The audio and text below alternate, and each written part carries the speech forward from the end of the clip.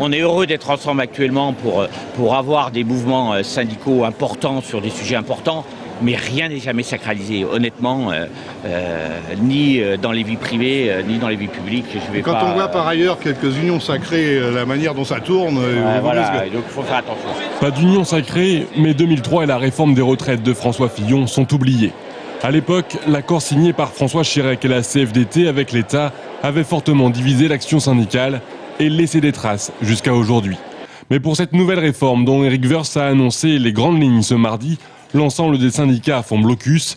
Ils n'acceptent pas le report de l'âge légal à 62 ans d'ici 2018. C'est une réforme qui est à l'opposé de ce qui est annoncé. Elle est vraiment injuste et elle sera inefficace puisqu'elle ne repose que sur la contribution des salariés. Il n'y a aucun effort de fait du côté patronal et du côté des entreprises. À Tours, aujourd'hui, les syndicats se sont réunis pour préparer la mobilisation du 24 juin.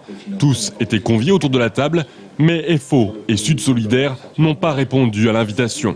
Une déception pour les autres mouvements qui espèrent une action la plus forte possible. Donc l'objectif, c'est de faire plus que le 27 mai, nationalement et localement.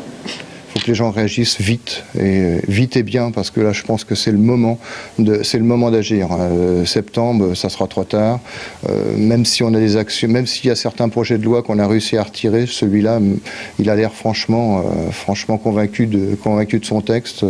Le président de la République, je pense qu'il ne cédera pas aussi facilement que le CPE, par exemple. Le texte reste provisoire. Nicolas Sarkozy donne jusqu'à la fin de la semaine au ministre du Travail pour recueillir les remarques des partenaires sociaux. Il sera ensuite présenté en Conseil des ministres le 13 juillet et devrait arriver au Parlement en septembre.